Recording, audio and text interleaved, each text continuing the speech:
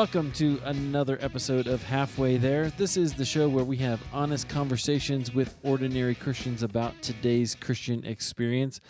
This is a good one. I can't wait to share it with you. I'm your host, Eric Nevins. Thanks so much for joining me today. Every week we have someone whose story they're just willing to share, and they tell us a little bit about how God called them, what the ups and downs in their life has been. Specifically, not just ups and downs for the sake of ups and downs. Everybody has that, but how did they learn about God, learn about and experience God in those times? We actually have just a really great story for you today, and this is an interesting one. Before I get into introducing my guest, I do want to give you just a little bit of a warning. So if you ever listen to this show in your car with your kids, I don't know how people consume it, but if you do, this is probably one you want to skip and listen to later on your own. Not because there's anything explicit or really even that bad that would be bad for kids to hear most of the time, but it is some sensitive work that my guest does, and so you just want to take that and be sure that you are careful with who you're listening to it around, because there's some it's disturbing, honestly, the work that he's doing that even has to be done. Today's guest is a guy, and I was just astonished by the way that he's a man of action. He decides to do something, and he does it, and that includes, everything from riding his bike from Disneyland in California to the UN building in New York, dressed up as a clown. That's an interesting story. To starting a ministry to rescue girls who are caught in sex trafficking around the world. That's the kind of work that his organization does. And then the other thing he does is he decided to go barefoot in solidarity with these girls and or with the children who need to be rescued. That's definitely interesting. And if you're like me, you kind of wonder, well, how did that happen? What is the deal there? I guess, as he says, when God calls you, you just got to decide and you got to do what he calls you to do. Let's get into the conversation. It's called Barefoot Until the Last Child is Rescued with Jeff Brodsky.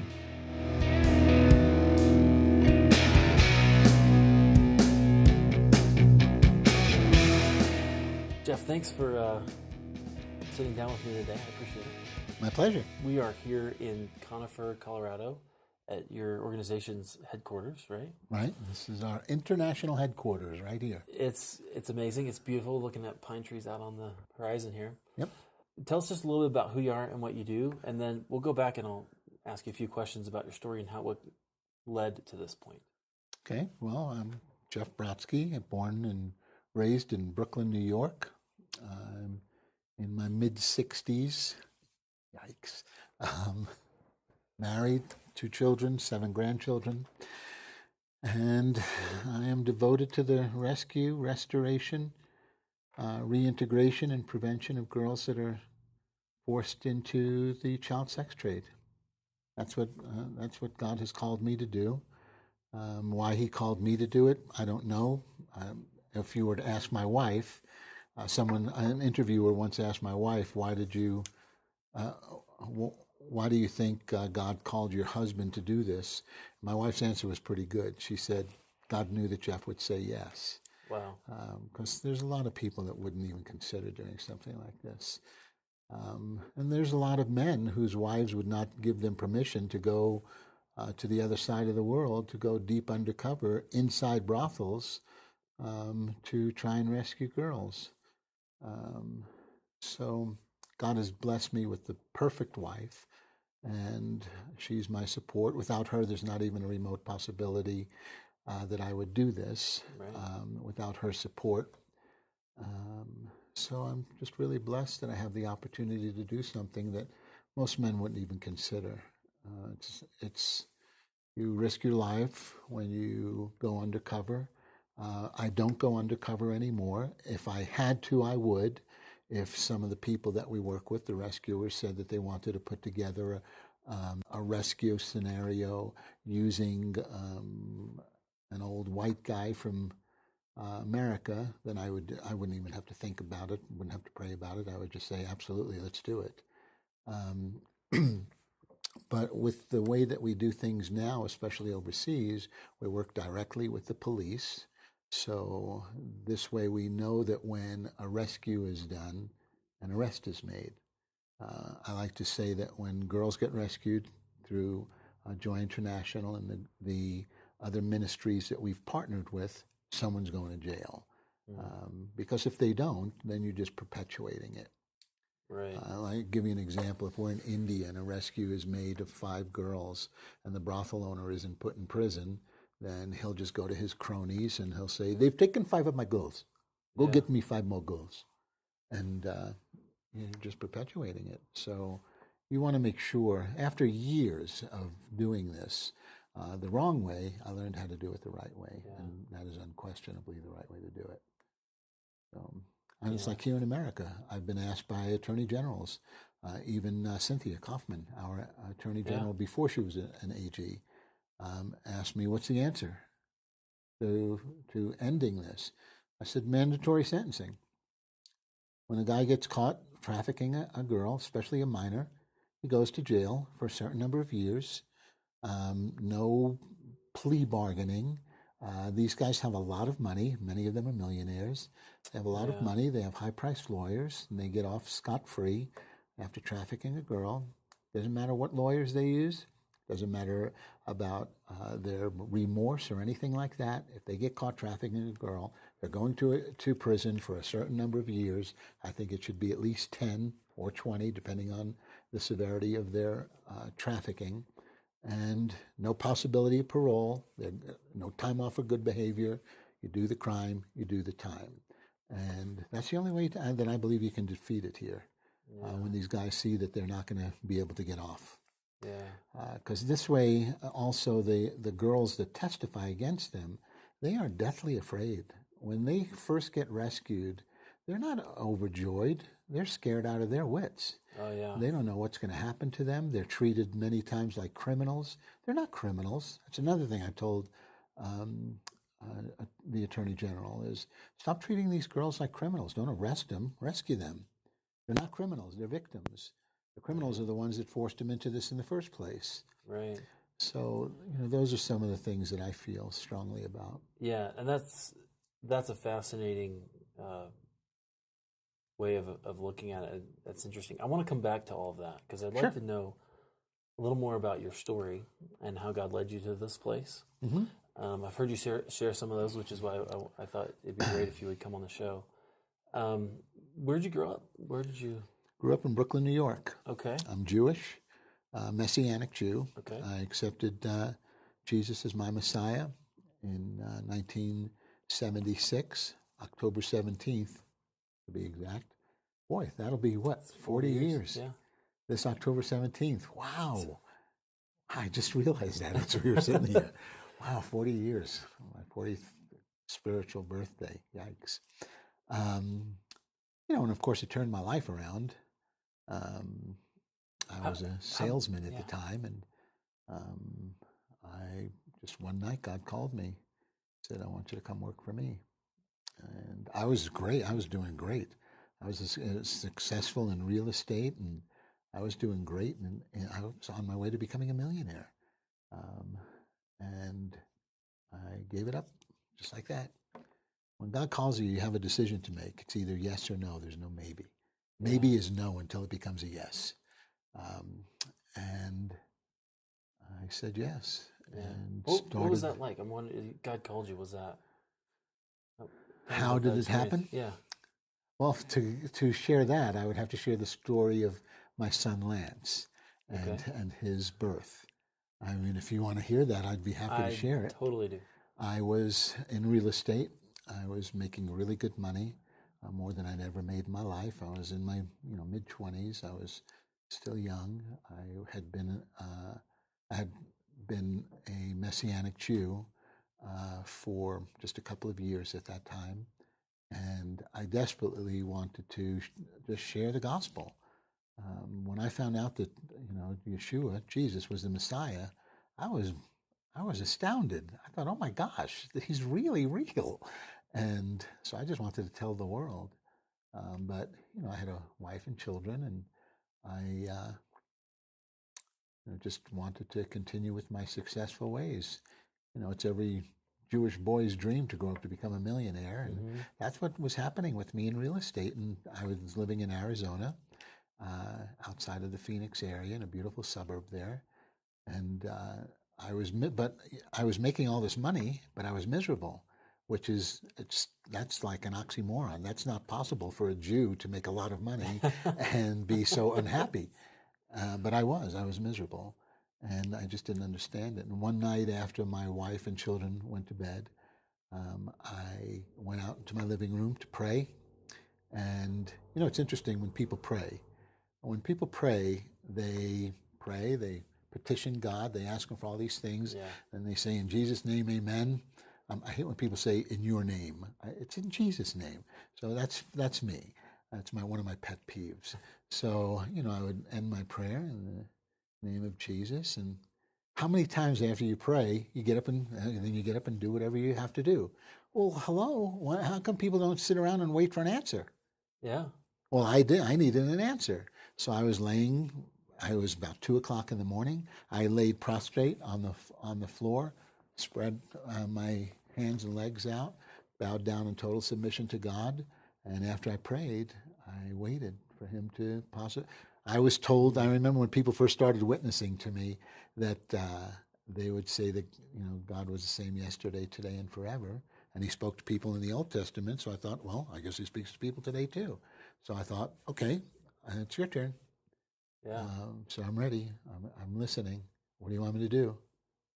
And I didn't know if He was going to say anything, but I waited for, I don't know, maybe just 10, 15 minutes or so. And all of a sudden, this is what I heard. It doesn't matter if you or any of your listeners believe me. These are the exact words that I heard in my spirit. You're going to lose your job in a week. Your wife is pregnant. You're going to have a son. And I went, what? Because I heard it so clearly. It was so clear. And he, gentleman that he is, he repeated it verbatim. You're going to lose your job in a week. Your wife is pregnant. You're going to have a son. Well, that was it for me. I jumped up. I ran into my bedroom, 2:00 in the morning. At that time, we were young, hippie-like. We had one of those pedestal water beds, and my wife was laying right on the edge of the bed, face out, perfect. So I'm tapping her, and I said, Gail, that's my wife's name. Gail, wake up. She wakes up. She says, what's wrong? I said, nothing. I said, hon, you're pregnant. And she said, what? I said, hon, you're pregnant. I was just praying. God spoke to me, told me you're pregnant. Hon, you were dreaming. I'm not pregnant. I said, Gail, I wasn't pregnant. I was dreaming. I'm telling you, I was just praying. God spoke to me. She said, Jeff, I'm not pregnant. I would know if I'm pregnant. And I said, well, so would God. I said, I'm telling you, God just spoke to me, told me you're pregnant. Well, she refused to believe me. She was getting upset. And I thought, dang, how many times does a guy get the opportunity to tell his wife that she's pregnant? It's very rare. Never happens. So, I went out of the room. There was no way I was going to sleep the rest of the night. Went out of the room, and I'm pacing back and forth, and I'm praying and worshiping God. And morning comes, Gail comes out. I said, hon, I'm telling you. She said, Jeff, I'm telling you. I would know if I'm pregnant. I'm not pregnant. I know I'm not pregnant. And I thought, okay, fine. Got in the shower. I'm thinking, okay, God, what am I going to do? How do I get her to believe me? And all these different scenarios come to my mind. And as I was driving to my office, this idea comes to me. And I was devious. So I got to my office. I knew the name of her doctor and her gynecologist. And so I called him. I called his office. A woman answers, can I help you? I said, yes, this is Jeff Brodsky. I'd like to make an appointment for my wife. She said, excuse me? First I said, I'd like to make an appointment to see Dr. Miller. And she said, excuse me? I said, I need to make an appointment to see Dr. Miller. She said, sir, do you know what kind of doctor Dr. Miller is? And I said, well, sure I do. I said, this is for my wife. She said, she started laughing. She said, well, congratulations, sir. You're the first husband that's ever called to make an appointment for his wife. Nice. And I said, well, these are unusual circumstances. And so anyway, the first appointment I could get was for the following Monday. Well, the following Monday actually, that Sunday night, the night before the appointment, I didn't tell my wife that I was going to do this. The night before, I made her a bubble bath with candles. She thought I was being romantic, and I wasn't, just devious. And when she came out of the tub, I thought, oh my gosh, what if she thinks I am being romantic? So I made believe I was asleep because I heard her go, huh. Well, anyway, the next morning comes, and I said, Gail, let's take a drive. It was my day off. I said, Gail, let's take a drive into town. I have to pick up my check. It was my payday. I have to pick up my check. We'll do some shopping, and said, let's go into town. It's about 15 miles from where I was to where the town of Scottsdale is. Well, anyway, as we're approaching Dr. Miller's office, she turns to me and says, Jeff, where are you taking me? And I said, Dr. Miller. She said, Dr. Miller? You made an appointment with me? For me with Dr. Miller? I said, yes. She said, are you kidding? And I said, no. I said, you wouldn't believe me that you were pregnant. So I figured we'd go to Dr. Miller. He'll tell you that you're pregnant, and then you can apologize.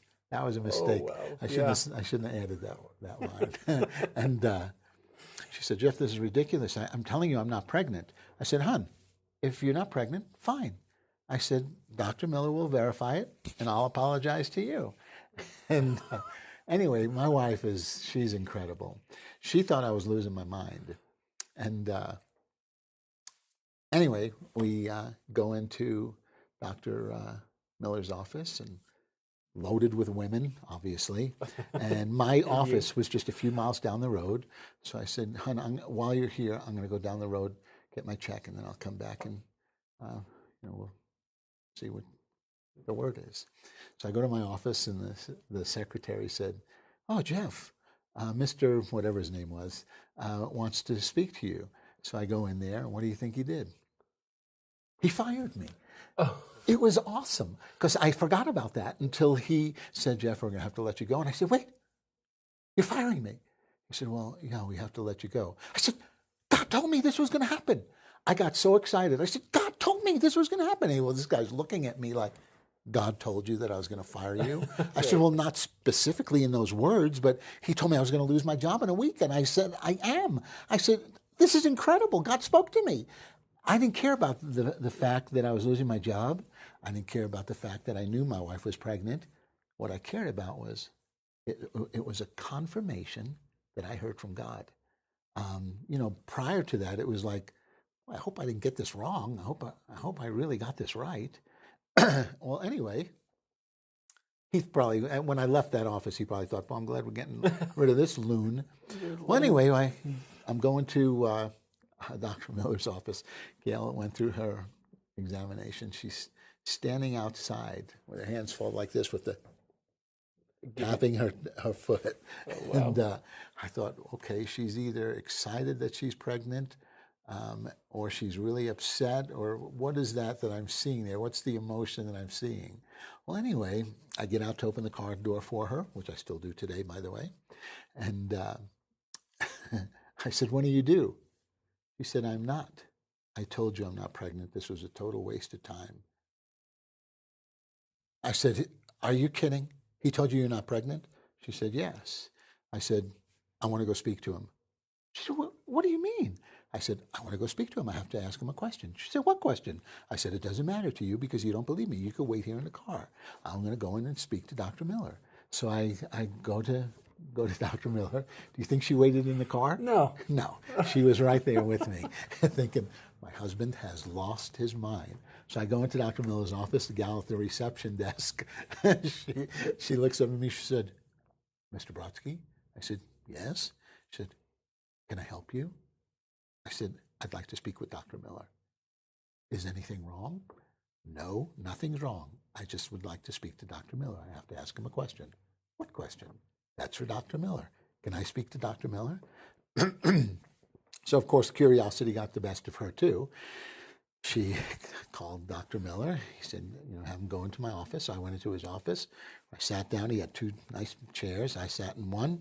Gail sat to my right in the other. And Dr. Miller walks in. And as he's walking in, he said, you have a question for me? Is everything okay? I said, everything is fine, Dr. Miller. I just have one question. I said, the test that you gave to Gail to see if she's pregnant, is it possible that it's too early for you to tell if she has conceived, if she's conceived like in the last week or two or something like that? He said, oh, sure. I said, so there's something that could be done to see if she's conceived like in the last week or two or three or whatever it may be? He said, absolutely. He said, why? I said, well, Dr. Miller, you probably won't believe this, but God told me that Gail's pregnant and she won't believe me. And a smirk comes on his face, and I look at Gail, and she's like this. And shaking her head. Shaking her head. Yeah, I forgot we're talking on the radio. People can't see that. She's shaking, has her hand on her forehead, and she's shaking her head, and like in disbelief, like what am I going to do? I'm going to lose my husband to the loony bin.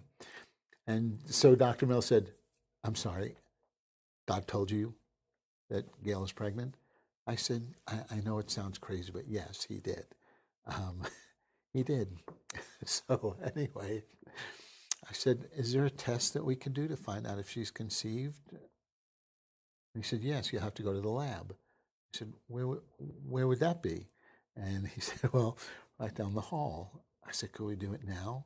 And he said, well, sure. Because now he's curious. Right. So, we're walking down the hall. I turned to Gail and I said, hon, I promise this will be it. If they, she just said, Jeff, let's just do this and go home.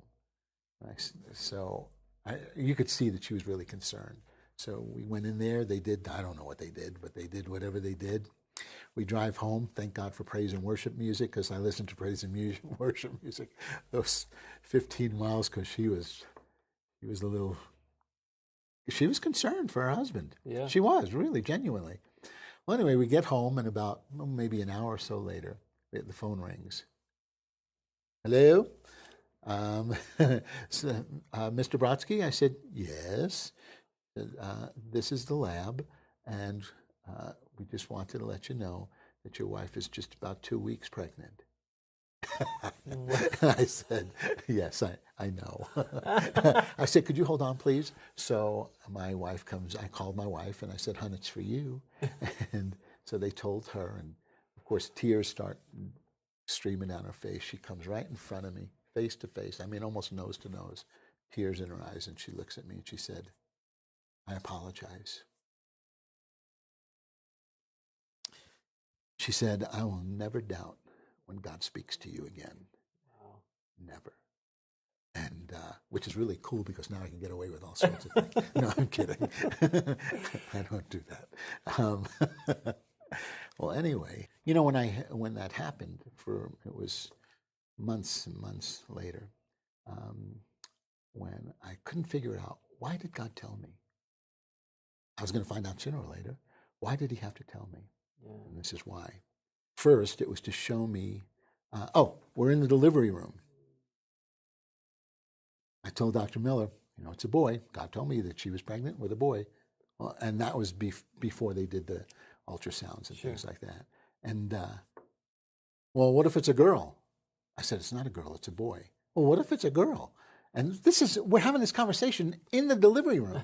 And I said, Dr. Miller, it's not a girl, it's a boy. And if it was a girl, I'm telling you, God would have told me first, because I've told so many people this story. And sure enough, here comes the head, and I'm going, oh, God, please let there be something there. And thank goodness it was a boy. I went nuts. But anyway, I thought, why did he tell me? Yeah. Well, I would have found out sooner or later. Jeremiah 1:5 came to life to me. Before you in the womb, I knew you. before you in the womb. I sanctified you. I created you for a purpose. And I remember when I brought my son home, I lifted him to the Lord and dedicated him to him. But it showed me who the Creator is. My wife and I did not create that child. We're the tools that God used to bring life into the world. Just like every human being on this earth. That's why I could love any child as my own. When God called me to do the work that I do, how could I say no? If it was my own child that was kidnapped and forced into the sex trade, what would I do to get her back? Well, years ago, God said, if you would risk your life to rescue your own child, would you risk your life to rescue one of mine? And how do you say no? So when you know that the same God that created my children created every other human being on this earth, I can assure you, he never created any one of them to be put through the trauma that and pain and suffering that these girls go through. He showed me something else that night. There was one more thing he shared with me when I was on the floor. You're going to lose your job in a week. Your wife is pregnant. You're going to have a son. I'm calling you to work for me. It was then that was my last job, my last secular job. I started immediately. Working in ministry. 1970. That was in 1976. But it just showed me so much on who I am and who every other human being on this earth is as God's creation. Showed me how easy it is to love one another. I mean, I just met you today. I could look in your eyes and tell you I love you and mean it with all my heart. Because I know that you and I were created by the same Creator. Yeah. It wouldn't matter what color your skin was, it wouldn't matter the shape of your eyes, none of that, your social status, none of that comes into play for me. I can love any human being on this earth because I know who their Creator is. Do I love the things that people do? No, I hate some of the things that people do. It's like, let's take it for an example. When I speak at men's conferences, invariably a man will come up to me and say, I cannot believe men would do this to a little girl, because we've rescued children as young as 4 years old in brothels. Wow. There is no crime against a child that is worse than this since the dawn of creation. Nobody can convince me of it. When God tells us to look for the least of these, to search for the least of these, I did. I started years ago searching for the least of these. Children in Biafra, in Africa, that were starving to death. I thought, man, you can't get any lower than that. Children that were dying of AIDS. Children, I ministered at leper colonies, and I would see the children. I think, man, children of lepers, boy, you can't get any lower than that. Children that were begging in the streets, and so many different children in the hospitals that had cancer. There were so many children that were hurting to me that were the least of these. And my search continued until I learned about the plight of children that were kidnapped or coerced or forced or manipulated and forced into the commercial sexual exploitation world, forced to be child sex slaves. When I saw what was happening to these children, my search ended. You cannot get any lower than what these children are.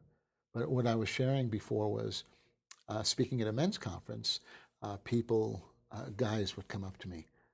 Can I go overseas with you? Can I do this and go undercover with you to rescue these girls? And I just want to get the guys that are doing this to them. Can you get me a gun over there? I just want to shoot them. I want to kill them. Don't you want to kill them? Don't you want to hurt them? Don't you want to kill them? Here's my answer every time. I absolutely want to see every one of them that abuse these children dead. I want to see them dead. You abuse these children, I want to see death. I want to see them dead to themselves. And I want to see them come alive to Christ and have their lives turned around. No man is above redemption. Yeah. Not even the abuser of these children.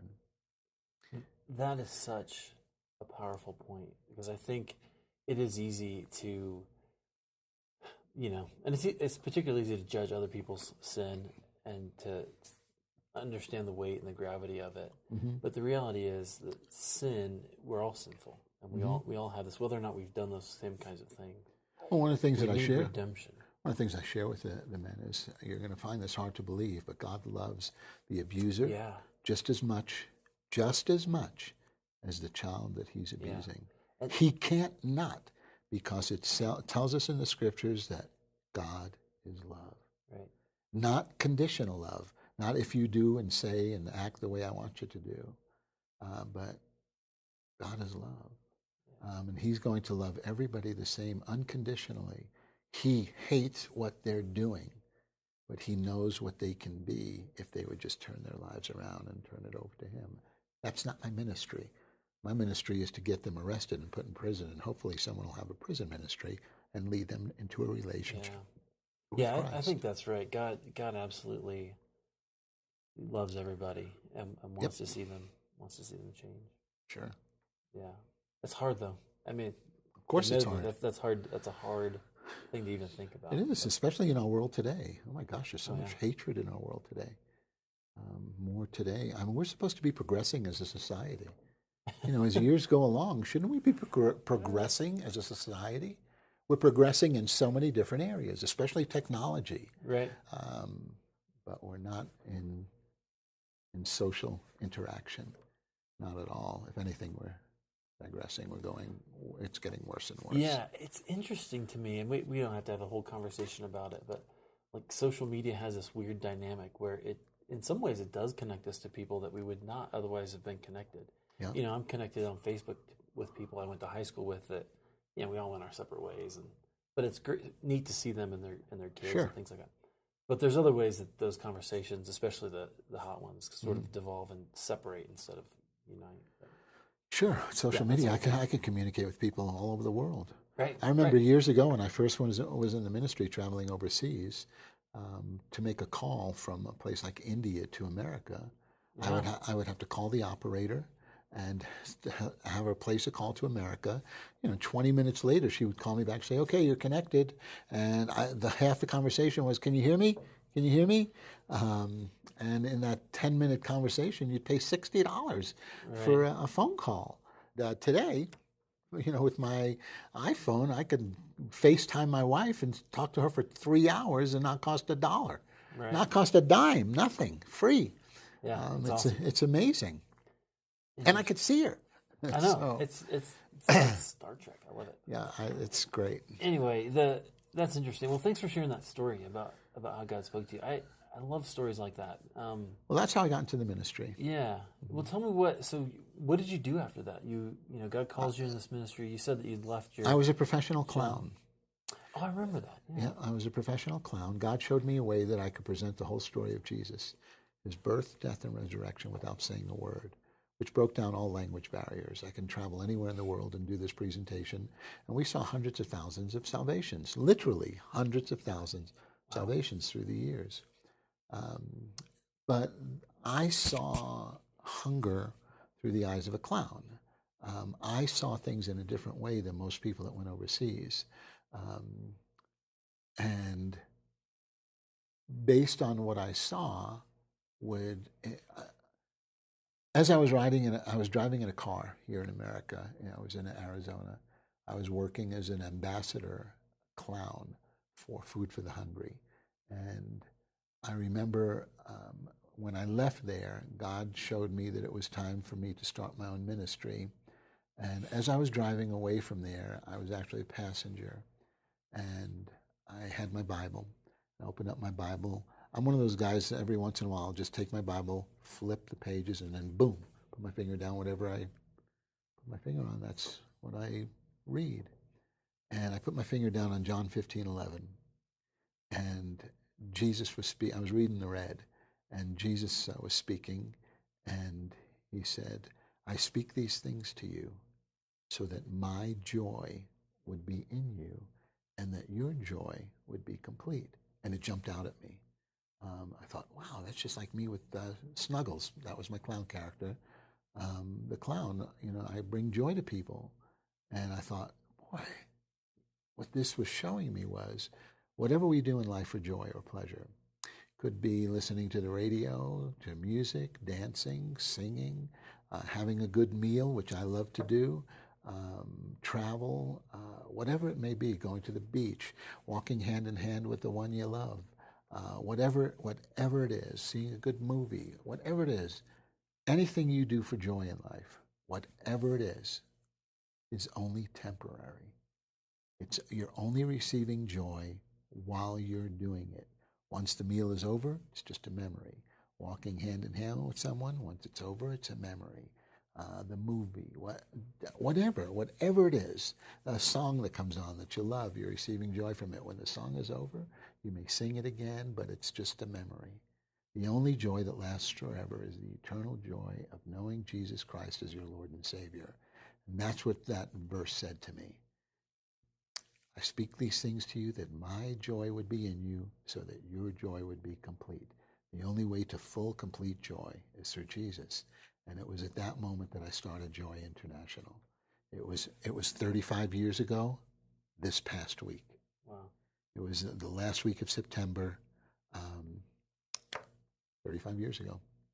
So 1981. That's when Joy International was born. And there have been so many transitions as I searched for the least of these to bring joy into their lives. And I saw the needs. I saw the needs of children in places like India, for instance, where I would go and literally just roam the streets and do a thing I called it Snuggles Pocket Circus. I had everything in my pockets. I would stand on a street corner and just do my little Snuggles Pocket Circus and create a crowd within 15 minutes of hundreds of people. And through the missionaries, we would invite them to an evening program where I would then present the gospel, along with another big show. But I saw the needs of children that were living in the streets that had no place to go, so we started a children's home there. As a matter of fact, 1983, I needed the money to start a children's home, to build one, and so I thought, okay, what am I going to do? Well, let's do something nobody's ever done before. And so I got on a bicycle, and I planned a trip from Disneyland in California, Anaheim, California, dressed as a clown. That was the biggest mistake that I made. Sounds warm. Because I had to put on my makeup every morning. But I started at the entrance to Disneyland in Anaheim and rode a bicycle 3,611 miles to the UN building in New York City. Wow. To raise money for our first children's home. After I had the children's home, I saw that there was an even greater need with children that needed to be put into families and have a home. So we help people to get children adopted. So there was that. Let's see, there's two of the children that we helped get adopted up there. Another one, Hannah Porter. She was on a missions trip with us I saw her when she got off the plane and held her in my arms when she was an infant. And this past, when we were there, June or July, or whenever we were in Cambodia, she was on that trip with us. Talk about full circle. Yeah. This is a girl that we helped raise money for to be adopted from China to be on a missions trip with us. The first girl that we helped that way, girl that's up there, Michaela, she just graduated from Oral Roberts University and has been on many missions trips herself to places like Nepal. Yeah. So, when I see that, two things, it helps two things with me. It helps me to see that, boy, we did a good thing. It helps me to realize how old I'm getting. But like I said, about 10 years ago, when I learned about the plight of children that were forced into the child sex trade, that was it for me. Yeah. I will devote the rest of my life. As long as I can live and breathe, I will rescue child sex slaves to the best of my ability. Yeah, how did you find out about that? One night I was watching an expose with Chris Hansen on NBC with a special that he was doing on the child sex trade in a place called Swai Pak in Cambodia. We've been there many times. And when I saw it, and they were literally showing children as young as 5, 6 years old that were offering their services, and pretty explicit too. I still have the video. I have a copy of that video. And I remember when it was over, I turned to my wife and I said, how could this be happening and me not know about it with all the travel that I do? I just find it hard to believe that this is actually happening. And I'm a research fanatic, so I thought, okay, I'm going to research it and see if it's really happening. Well, the more I researched it, the more I realized that it was real. And that was it for me. I remember turning to my wife and saying, Gail, my life is over. As long as this is happening to children in our world, I will do everything I can to rescue as many as I can. And I've devoted my life to it now. So, that's what I do. Yeah. So you do something interesting. What's that? You go barefoot. I do. Can you tell us that story? I've heard you share it before, but would you share it here? Today is 2,200 and I think 67 days barefoot, which is over 6 years. I've been totally barefoot. I've been once in a while I'm forced to put on a pair of flip-flops or sandals, but it would just be for a short time. But for the most part, totally barefoot. I have not had a sock on my foot in all of those days. And it was July 19th, 2010. I was in Phnom Penh, Cambodia. And when I was there, I was actually working with a group that they had a feeding program in the garbage dumps where a lot of the children live because that's where the fresh food is. And I remember when we were there, we had paid to help feed quite a few children, just a bowl of rice with chicken in it. And so I'm standing there and I'm looking at a group of the children that were sitting on the side, sitting on rocks or just squatting and eating the rice and chicken. And I noticed they were all barefoot, except for maybe 2 or 3 of them might have had some old flip-flops. And I remember when I saw that, when I went to my hotel room that night, I could not get the picture of those barefoot children out of my mind. And I talked to God a lot, and I remember having this conversation with God, and I felt impressed to go barefoot for a year in solidarity with those children. And I remember I was traveling with a companion. His name is Jim Rogers, traveling minister, and he was with me. He was waiting in the restaurant for me. I went down to the restaurant in the hotel, and I was barefoot. He said, "Where are your shoes?" So I told him, what I decided, because when I decide something, I do it immediately.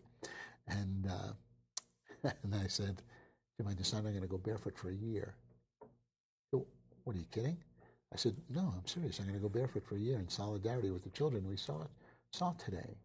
And he said, Jeff, you live in Colorado. What are you going to do in the winter? And I said, I'll probably get cold feet.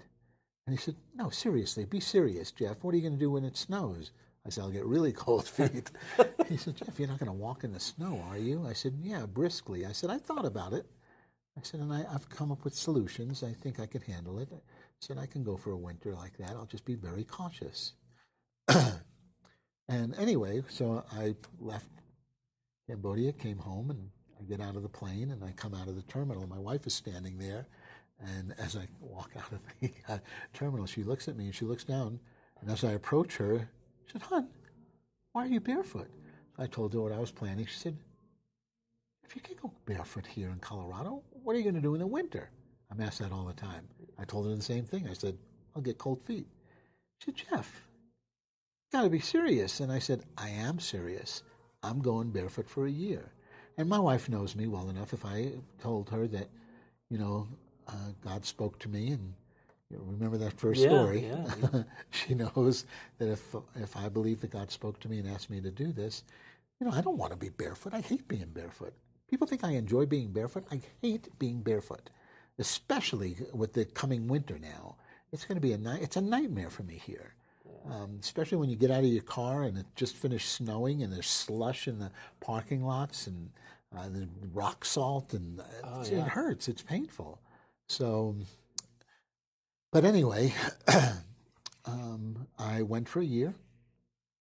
July 19, 2011, I was the happiest human on earth. I could not believe that I went for a whole year barefoot. And I remember that morning, I had a pair of socks on my couch because I wake up early. Like this morning, I was up at 2:25, and I went out, and I could hardly wait to get the sock on my foot. I have not had a sock on either one of my feet for those 2,267 days. Well, anyway, I sat on my couch. This is what happened. I don't care who believes me. This is what happened. I put my foot on the ottoman, took the sock, my left foot, put it on my toes, went to pull it on. I could not get it past my toes. It was as if God sent an angel to pull the other way. I could not get that sock past my toes. And I thought, what? So I just cried out. I said, God, what do you want from me? I just went for a whole year. And this is what one of those times that God spoke very clearly to me. So he's only spoken to me very clear like that, maybe 3-4 times in my life, that I can remember off the top of my head. And this was one of those times. This is the last time he spoke to me, as a matter of fact. And he said, keep going. Those children are still out there. That was it for me. Yeah. He didn't have to repeat it. I knew it. I heard. When my wife woke up, she comes out. First thing she did was she looked at my feet. She said, I thought you would have had socks on. I said, Gail, I tried. She said, what do you mean you tried? So I told her what happened. My poor wife. Could you imagine being married to a lunatic that goes barefoot everywhere? The time when we go into restaurants and we're confronted all the time, given dirty looks. And well, anyway, wow. I told her what happened. She said, well, what are you going to do? I said, I'm going to keep going. She said, for how long? I said, until one of 3 things happen. God speaks to me and tells me it's time. The last child is rescued, or I'm dead. I said, as long as my going barefoot will motivate even one person a year to action in a way that would help to rescue even one more child, I'll go barefoot the rest of my life. And it's been amazing what's happened since that time. Over the last 5 years now, after that first year, it's been incredible what's happened. The speaking opportunities that I have, the youth group a few years ago that started this Barefoot Mile. And now we have Barefoot Miles all over the world. We've had one in Cambodia. We've been invited to England, to Ireland, to Australia, New Zealand. Yeah, just to explain what that is, it's a fundraising effort, right? People chip in or they walk a mile. Well, this group in Ohio is a youth group. After I spoke in their church, they had their youth meeting a week later, and the youth pastor said, what did you think about Dr. Jeff and what he shared about the sex trade? And they said, we have to do something to help him rescue more children. And she said, well, let's come up with some ideas. And one of their youth, a 16-year-old, said, why don't we walk a mile barefoot? We'll do a barefoot mile. And she said, I love that. She said, we'll call it the Barefoot Mile. And that's how it was born. And now it's happening everywhere. It's just amazing. That's awesome. We've had them in Alaska 3 years in a row, where the governor's wife walked with us. U.S. Senator Dan Sullivan walked with us. The mayor of Palmer, Alaska walked with us. It's been incredible. Yeah. I wanted to ask you another question about that, because it just crosses my mind as you do this and you go barefoot in solidarity with these children. I mean, you alluded to it. It's kind of a hassle.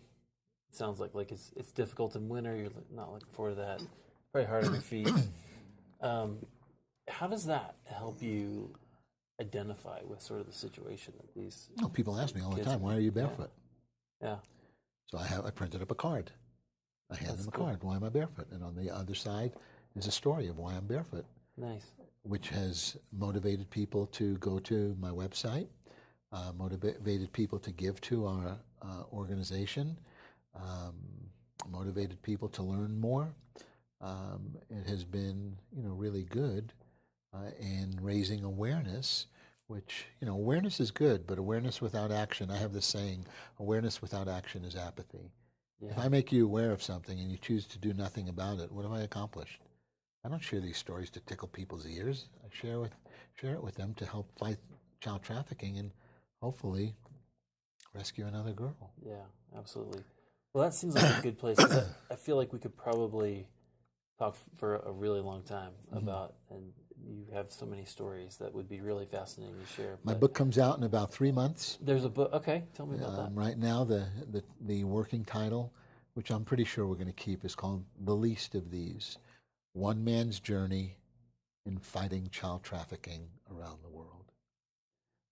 But right now it looks like it'll be called "The Least of These." Nice.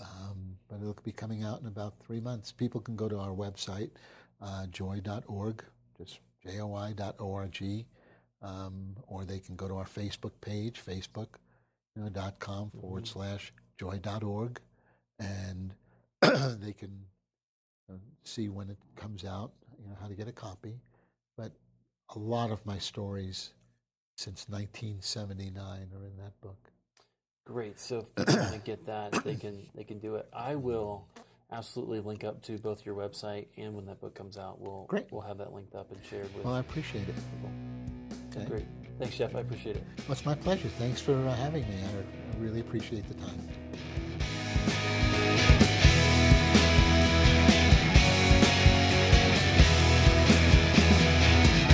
Wow, Jeff, thank you so much for sharing your story with us.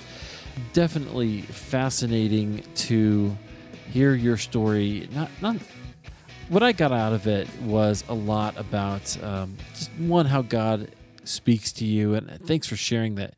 It's a few times, it's not all the time, but that you listen to God, and not only that, you obey and you go and do what you hear Him say. Friends, I want to just encourage you to do one thing. We're actually going to, my wife and I, a banquet to celebrate 35 years of Jeff's organization, Joy International, this later on this week. And I want to encourage you to do something. I've never done this, but I'm going to ask you, if you've been moved by the work that Joy International is doing, I want to ask you to go out to their website. You just go to joy.org. They've got a link called Get Involved, and that has a page full of ways that you can get involved. There's 7 different things there, everything from prayer to donating cash. And I want to encourage you, just think about what God might have you do. Pray about it, ask Him, and see. And even if you can donate $25, I want to encourage you to do that, and I'll tell you why. After the interview was over, I sat there for a little while and just chatted with Jeff, and I asked him, what do you guys need? And without missing a beat, he just said, money. We need money. You can't rescue these girls. You can't pull off these operations without cash, without the ability to do it. And so he does these fundraisers. He talked about the Barefoot Miles. That's a thing on there. I don't know where in the world you are, but anywhere you are, you can have a Barefoot Mile. Our church did one. Here's the awesome thing. We did it. They walked around and around this lake here in Colorado and raised some money. A few months later, Jeff came to church and got up in front and just thanked the congregation for doing that, and mentioned that the funds that were raised rescued 8 girls from sex slavery.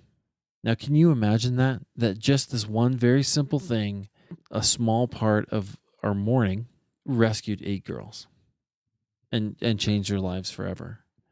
That is just a little bit overwhelming, a little bit unbelievable, and that's all it takes.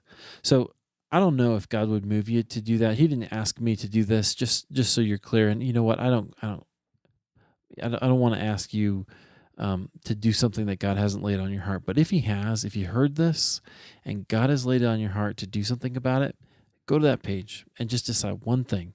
even if it's just to give a little bit and to sacrifice a little bit to help him and to help that Joy International rescue some girls. That would be much appreciated. My appreciation is the least of it, but I think the good that it would do in the world, and the blessing it would be worth it. I know I plan to talk with my wife about what we might do as well. Okay, guys. Well, that's it. I'll update you. I'll let you know how the banquet goes. In fact, I'll probably share some pictures on the Halfway There podcast community on Facebook. If you just go to facebook.com/Halfway There podcast community, you'll find it there, and keep an eye out. All right, guys. Keep the faith, okay?